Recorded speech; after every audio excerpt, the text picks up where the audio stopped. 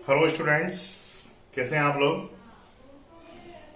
In today's lecture in excretory system we will discuss about the process of formation of urea in a liver. तो आज के इस lecture में हम urea formation की process discuss करेंगे जो कि लीवर के अंदर कंडक्ट होती है।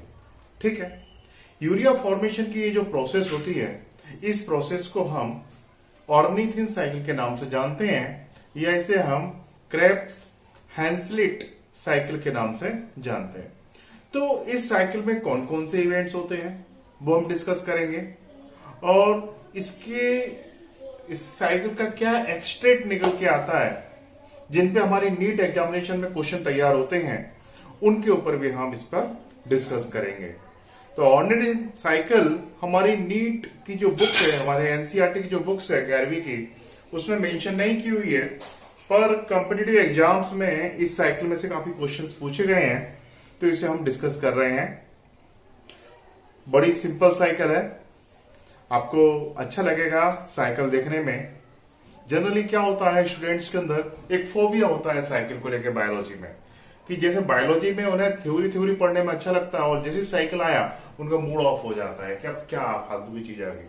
तो ऐसा कुछ नहीं है, बायोलॉजी में सबसे मजेदार साइकिल ही है। तो हम देखते हैं ऑर्निथिन साइकिल को, या प्रोसेस ऑफ यूरिया फॉर्मेशन की जो साइकिल है, इसे हम डिस्कस करते हैं। ठीक, तो पहले तो ये देखिए कि यूरिया फॉर्मेशन होता कैसे। हमारे लीवर में देखिए, हमारे बॉडी में हम जो खाने में जो भी चीजें खाते हैं उसमें मेनली कौन कौन से सब्सटेंस हमको मिलते हैं। कार्बोहाइड्रेट मिलते हैं, फैट मिलते हैं, प्रोटीन मिलते हैं। इसमें से कार्बोहाइड्रेट को स्टोर किया जा सकता है बॉडी में, फैट को बॉडी के अंदर स्टोर किया जा सकता है, बट अनफॉर्चुनेटली प्रोटीन को बॉडी के अंदर स्टोर नहीं किया जा सकता। तो प्रोटीन जो भी हमने खाया है उसका मेटाबॉलिज्म होगा और अनवांटेड प्रोटीन को बॉडी से बाहर निकालना पड़ेगा। तो सबसे बड़ी प्रॉब्लम बॉडी की ये है कि नाइट्रोजनस जो वेस्ट प्रोडक्ट है उसको कैसे बाहर निकालें, और इस नाइट्रोजनस वेस्ट प्रोडक्ट को बाहर निकालने की जो प्रोसेस होती है, इसे ही हम क्या बोलते हैं, एक्सक्रीशन के नाम से जानते हैं। ठीक, हमने अपने पुराने लेक्चर में डिस्कस किया था कि जब भी हमारी बॉडी में प्रोटीन का डाइजेशन होगा, तो जब प्रोटीन का डाइजेशन होगा या प्रोटीन का मेटाबॉलिज्म होगा, तो प्रोटीन के डाइजेशन से बनते हैं अमाइनो एसिड।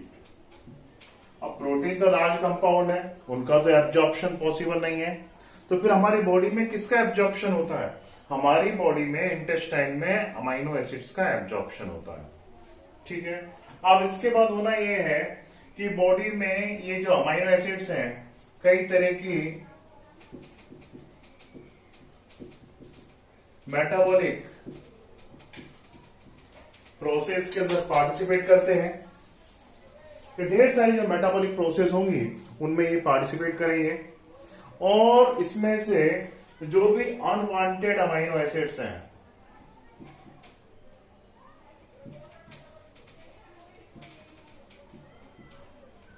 तो हमारे जो अनवांटेड अमाइनो एसिड्स हैं वो कहां जाएंगे, वो जाएंगे लीवर में। लीवर में जाके उनका क्या होना है, लीवर में जाके उनका डीअमाइनेशन के थ्रू उनसे अमोनिया फॉर्मेशन होना है।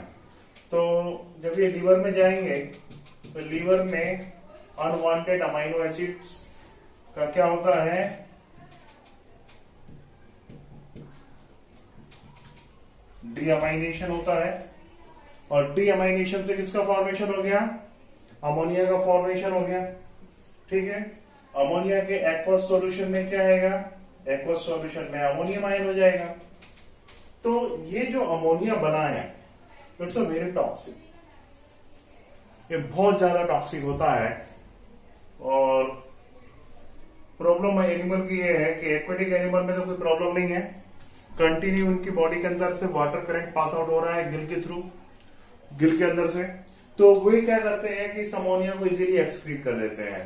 पर टेरिस्ट्रियल एनिमल में ऐसा पॉसिबल नहीं। तो टेरेस्ट्रियल एनिमल अब नाइट्रोजनस मेटाबॉलिक प्रोडक्ट को कैसे बाहर निकाला है, तो उन्होंने एक नया तरीका निकाला टेरेस्ट्रियल एनिमल ने। उन्होंने क्या किया कि इस अमोनिया को यूरिया में कन्वर्ट कर दिया। Urea is a 1 lakh time less toxic as compare to ammonia. तो यूरिया जो होता है वो अमोनिया के कंपेयर में 1 लाख टाइम्स लेस टॉक्सिक होता है। ठीक है, तो लीवर के अंदर क्या होता है, अमोनिया से यूरिया फॉर्मेशन होता है। किसका फॉर्मेशन होता है, यूरिया फॉर्मेशन। तो यूरिया भी नाइट्रोजनस कंपाउंड है but it is less toxic as a compare to ammonia. तो इसका एलिमिनेशन के लिए वाटर की कम आवश्यकता होती है और ये इजीली जो है बॉडी से बाहर निकाला जा सकता है और बॉडी में कोई भी किसी तरह का कोई भी हार्मफुल इफेक्ट ये प्रोड्यूस नहीं करता है। ठीक है, तो टेरेस्ट्रियल एनिमल्स ने और मोस्ट ऑफ जो हमारे टेरेस्ट्रियल एनिमल है उन्होंने नाइट्रोजनस वेस्ट को बाहर निकालने के लिए अमोनिया की जगह किसका यूज किया, यूरिया का यूज किया। ठीक, तो अमोनिया से यूरिया बॉडी में किस तरह से बनता है, इसके लिए एक स्पेसिफिक टाइप की साइकिल होती है जिसे कि हम ऑर्निथिन साइकिल के नाम से जानते हैं या इसे हम क्रेब हैंसलेट साइकिल के नाम से जानते हैं। तो ये साइकिल किस तरह से कंडक्ट हो रही है, तो आज हम इस साइकिल की पूरी प्रोसेस के ऊपर डिस्कस करेंगे।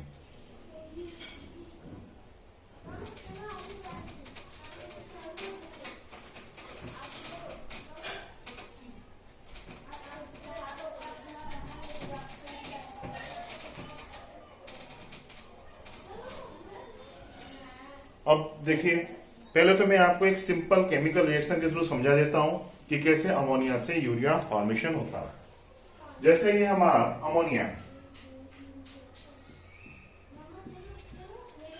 NH2, अब इसके साथ किसका एडिशन होगा, तो 2 अमोनिया के मॉलिक्यूल्स के साथ 1 कार्बन डाइऑक्साइड के मॉलिक्यूल का फ्यूजन होगा। इसके थ्रू क्या होना है, इसके थ्रू यूरिया फॉर्मेशन होना है। देखिए यूरिया फॉर्मेशन में कैसा हो रहा है,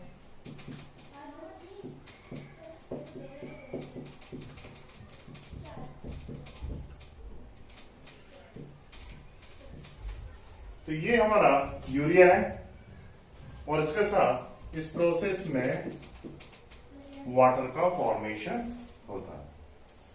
तो ये है अमोनिया, CO2 के साथ रिएक्शन हुआ, क्या बना, यूरिया बना और वाटर का फॉर्मेशन हो गया।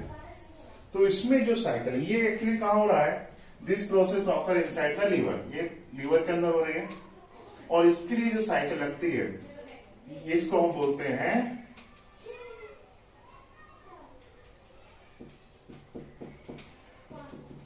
ऑर्निथिन साइकिल, या इसे हम बोलेंगे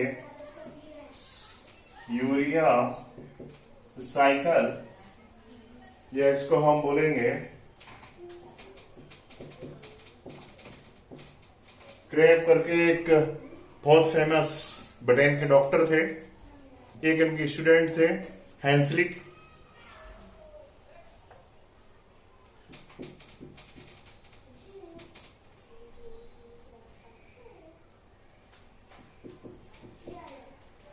तो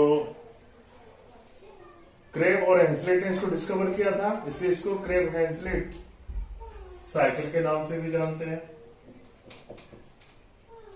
तो आज हम डिस्कस करने वाले हैं ornithine cycle, alternate name urea cycle, alternate name Krebs Henseleit cycle.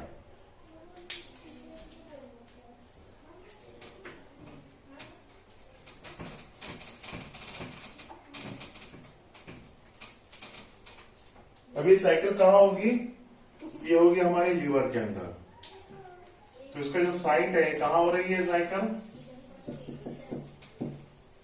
तो ये हो रही है hepatic cell of liver.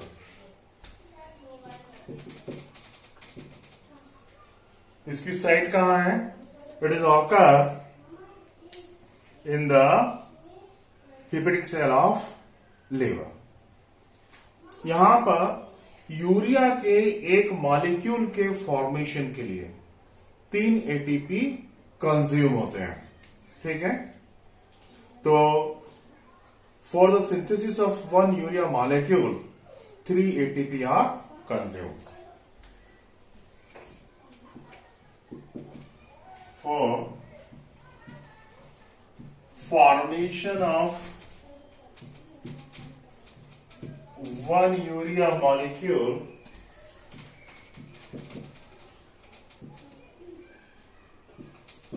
3 ATP are consumed.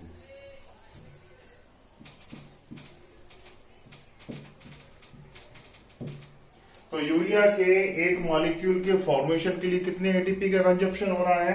3 ATP का कंजप्शन हो रहा है। उसके बाद ये कहां होगी लीवर में? तो this cycle occur in mitochondria of liver. ये कहां कंडक्ट देखने मिलेगी आपको? Cycle occurs in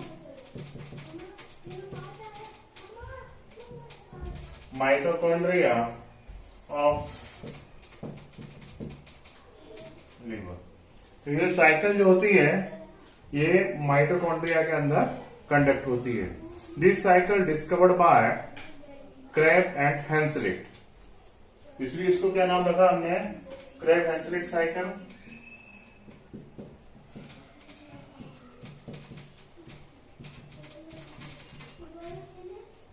this cycle discovered by Sir H. Crabbe and Hansel.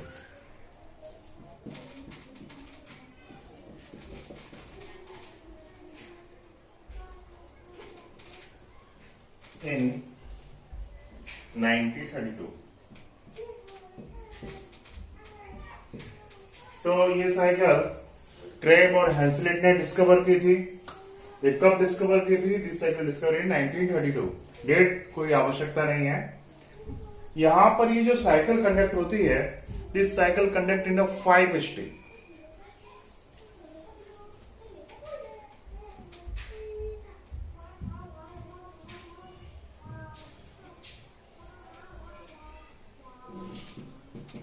This cycle completed in 5 step. ये कितनी स्टेप में कंप्लीट होती है? ये साइकिल जो है वो 5 स्टेप में कंप्लीट होती है, ठीक है। तो अब ये तो मैंने भी थोड़ी देर पहले बताया आपको कि एक यूरिया मॉलिक्यूल के फॉर्मेशन के लिए 2 अमोनिया की आवश्यकता होनी है और एक कार्बन डाइऑक्साइड के मॉलिक्यूल्स की आवश्यकता होनी है, तब जाके हमारे किसका फॉर्मेशन होना है? तब हमारे एक यूरिया के मॉलिक्यूल का फॉर्मेशन होना है। अब कुछ और एडिशनल इंपॉर्टेंट पॉइंट्स हैं जिनको हम डिस्कस करेंगे after the understanding the cycle. पहले हम साइकिल को अंडरस्टैंड कर लेते हैं, फिर उसके बाद हम और भी इससे रिलेटेड पॉइंट्स को डिस्कस करेंगे। तो अभी जो पॉइंट मैंने मेंशन किए हैं आप एक बार उनको देख लीजिए।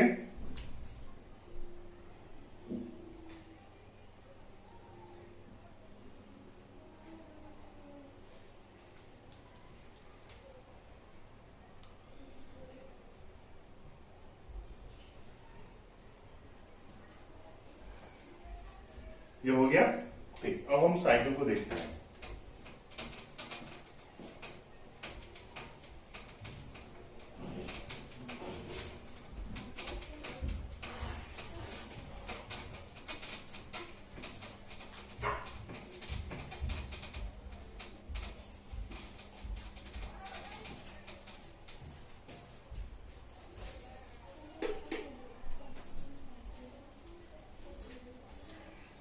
देखिए इस साइकिल में क्या होना है।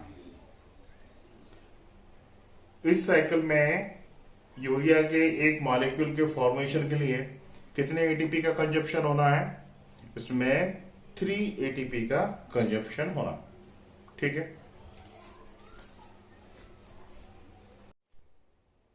तो देखिए क्या होता है इसमें। इसमें बहुत ही सिंपल, बहुत मजेदार साइकिल है ये। इसमें देखिए क्या होता है। इसमें आप क्या देखेंगे कि हमारा जो अमोनियम आयन है माइटोकॉन्ड्रिया के अंदर, हमारा जो अमोनिया है वो बाइकार्बोनेट आयन के साथ रिएक्शन करता है। तो इस साइकिल की स्टार्टिंग कहां से हो रही है, जरा देखो। बड़ी मजेदार साइकिल है ये। इसमें आप क्या देख रहे हैं कि हमारा ये क्या है, अमोनिया दिख रहा है ना आपको। अमोनिया, अमोनिया किसके साथ, तो बाइकार्बोनेट आयन के साथ इसका रिएक्शन हुआ। अब कोई भी रिएक्शन बायो सिस्टम में बिना एंजाइम के तो होता ही नहीं है। कोई भी रिएक्शन कंडक्ट होगा तो एंजाइम की आवश्यकता तो होगी ना। अब यहां पर भी क्या होता है कि एक एंजाइम होता है, नाम से कुछ उसमें नाम में कोई उसमें रखा नहीं है, नाम क्या है हम बाद में देख लेंगे। एक एंजाइम की प्रेजेंस में रिएक्शन हुई।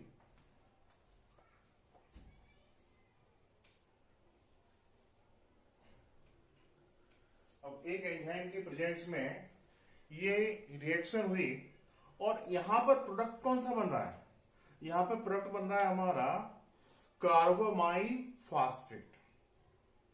तो देखो अमोनिया के साथ बाइकार्बोनेट का रिएक्शन हुआ, कंपाउंड कौन सा बना, कार्बोमाइल फास्फेट का फॉर्मेशन।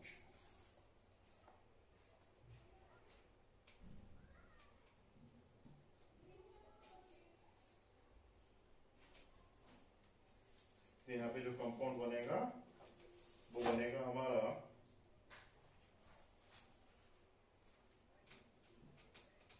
कार्बामाइनो फास्फेट। तो कंपाउंड कौन सा बन रहा है यहां पर, देखो अमोनिया का रिएक्शन बाइकार्बोनेट आयन के साथ हुआ, कंपाउंड कौन सा बना, carbamyl phosphate. This reaction occur in a mitochondria. Mitochondria में ये रिएक्शन हो रही है, ठीक है। अब यहां पर क्या होता है, 2 एटीपी की आवश्यकता होती है। 2 एटीपी यहां पे बेचारे खर्च हो गए। 2 एटीपी का खर्चा हुआ तब जाकर ये रिएक्शन कंडक्ट हुई। और यहां पर 2 एडीपी प्लस सिंगल फास्फेट। एक फास्फेट कहां चला गया, एक फास्फेट इस कंपाउंड में ऐड हो गया, तभी तो ये फास्फेट बनेगा ना। तो कार्बामाइल फास्फेट बन गया। अब ये कार्बामाइल फास्फेट बन गया और अब इसका जो रिएक्शन होगा वो किससे होगा, ऑर्निथिन से होगा। मतलब इस रिएक्शन, ये जो साइकिल की जो स्टार्टिंग है, तो देखो हमारा हीरो कौन है साइकिल का, फर्स्ट कंपाउंड कौन सा आ रहा है, ऑर्निथिन। ऑर्निथिन कार्बामाइल फास्फेट के साथ रिएक्शन करेगा और अब जो नया अमीनो एसिड यहां बनना है वो कौन सा बनेगा, सिट्रोलिन।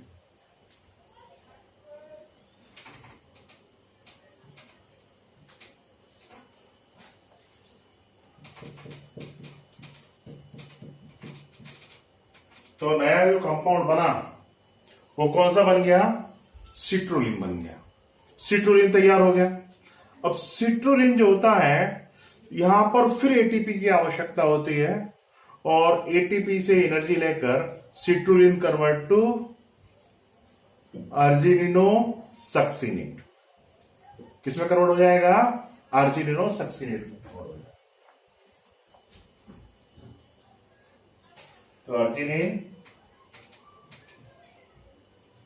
के साथ एक कंपाउंड बाहर से आके अटैच होता है, इसका नाम है एस्पार्टेट।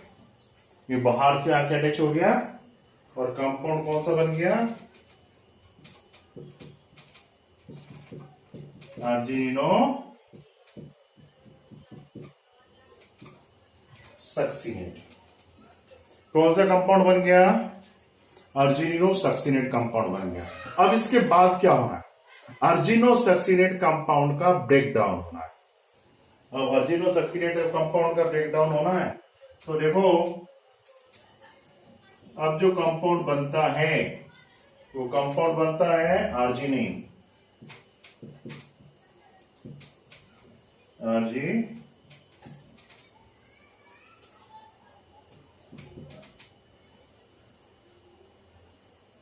अर्जिनिन बनेगा।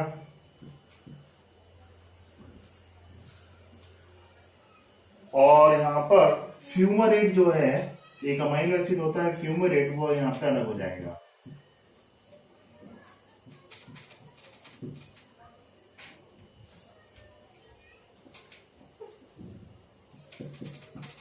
अर्जिनिन बन गया और फ्यूमरेट अलग हो गया। अब अर्जिनिन से जब ऑर्निथिन का फॉर्मेशन होता है तो उस समय वाटर का एडिशन होता है और यूरिया का फॉर्मेशन होता है। किसका फॉर्मेशन होता है? यूरिया का फॉर्मेशन होता है। तो देखिए साइकिल कहां से स्टार्ट हो रही है। अमोनिया का बाइकार्बोनेट आयन के साथ रिएक्शन किया, कितने एटीपी का खर्चा हुआ है? यहां पर 2 एटीपी खर्चा हुआ, ठीक है। और कंपाउंड कौन सा बन गया? कार्बामाइल फॉस्फेट बन गया। ये कार्बामाइल फॉस्फेट जो है, ये जो कार्बामाइल फॉस्फेट एक्चुअली जो फॉर्मेशन हुआ है वो कैसे हुआ है? कार्बामाइल फॉस्फेट बना, सॉरी, अभी कार्बामाइल जो फॉस्फेट बना है, ये कार्बामाइल फॉस्फेट किसके साथ इंटीग्रेट होगा? ये कार्बामाइल फॉस्फेट किसके साथ इंटीग्रेट होगा? ऑर्निथिन के साथ इंटीग्रेट होगा।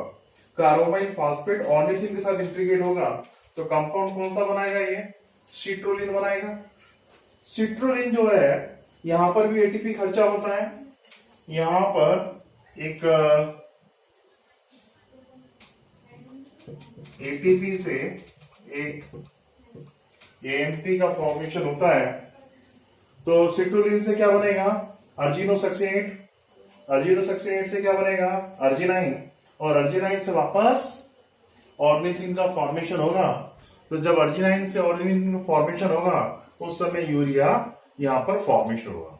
अब देखो यहां पर एंजाइम्स को लेकर बात करें तो एंजाइम देखिए किसका फॉर्मेशन हो रहा है? यहां पे कार्बामाइल फॉस्फेट का फॉर्मेशन हो रहा है ना। तो यहां पर एंजाइम कौन सा रखना है?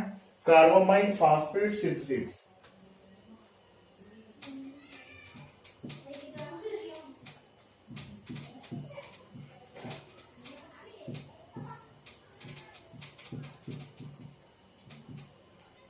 एंजाइम कौन सा लगना है? यहां पे कार्बामाइल फॉस्फेट सिंथेसिस लगना है।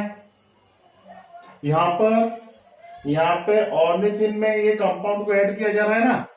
किसको ऐड किया जा रहा है? ऑर्निथिन में कार्बामाइल फॉस्फेट को ऐड किया जा रहा है। तो यहां पे एंजाइम कौन सा लगना है? यहां पे ornithine trans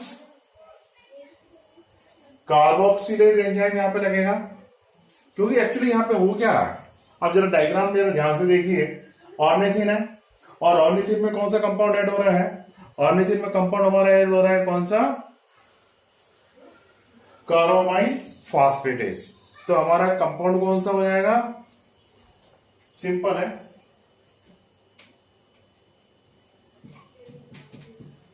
ornithine trans phosphate यहां पे रिमूव हो जाता है, फॉस्फेट यहां पे अलग निकल जाता है। और फॉस्फेट का तो कोई रोल ही नहीं क्योंकि फॉस्फेट तो यहां पे अलग कर दिया। अब तो इस एंजाइम का नाम क्या हो जाएगा? Ornithine trans कार्बोमाइलेज।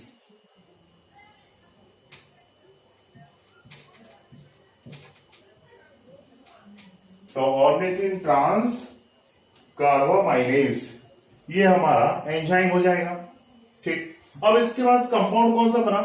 देखिए ऑर्निथिन में कार्बामाइल फॉस्फेटेज का एडिशन हुआ, फॉस्फेट अलग हो गया, कार्बामाइल इसमें ऐड हो गया। अब कंपाउंड कौन सा बना है? हमारा सिट्रुलिन बना है ना।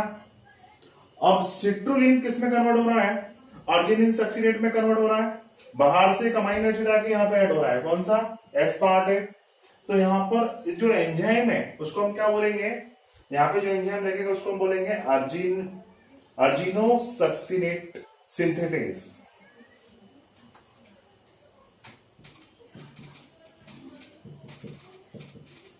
तो अर्जिनिनो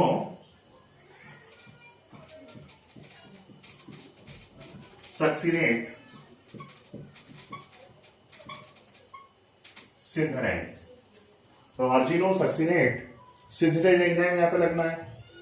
अब अर्जिनिन से क्या हो रहा है, अर्जिनो सक्सिनेट से क्या हो रहा है, अर्जिनिन का फॉर्मेशन हो रहा है ना। तो यहां पर अब एंजाइम कौन सा लगेगा, यहां पे एंजाइम लगेगा हमारा अर्जिनो सक्सिनेस। एंजाइम कौन सा लगना है यहां पे, अर्जिनो सक्सिनेस।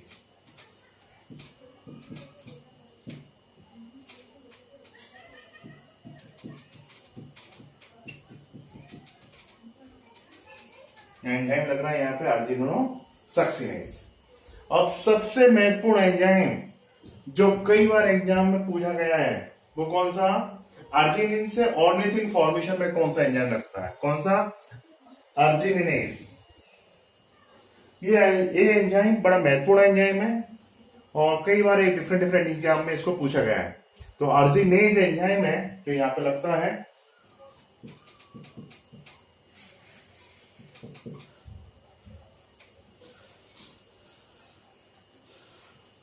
ठीक है, तो ये एंजाइम यहां पे लगते हैं। अब देखो ये स्टेप फर्स्ट, ये वाली स्टेप सेकंड, ये वाली स्टेप थर्ड, ये वाली स्टेप फोर्थ और ये वाली स्टेप 5। तो ये कितनी स्टेप में ये रिएक्शन कंडक्ट हो रही है, हम देखते हैं ये रिएक्शन 5 स्टेप में कंडक्ट हो रही है। कितने स्टेप में कंडक्ट हो रही है, 5 स्टेप में रिएक्शन। तो क्या मैं ऐसा बोल सकता हूं कि ornithine cycle is a 5 step reaction. Ornithine cycle को कितने स्टेप की रिएक्शन है, ये 5 स्टेप रिएक्शन होती है। ऑर्निथिन साइकिल कहां होती है, ये लीवर में होती है। और इस साइकिल के हम क्या देखेंगे, इस साइकिल की तरह देखिए, ये वाले जो इवेंट्स हैं,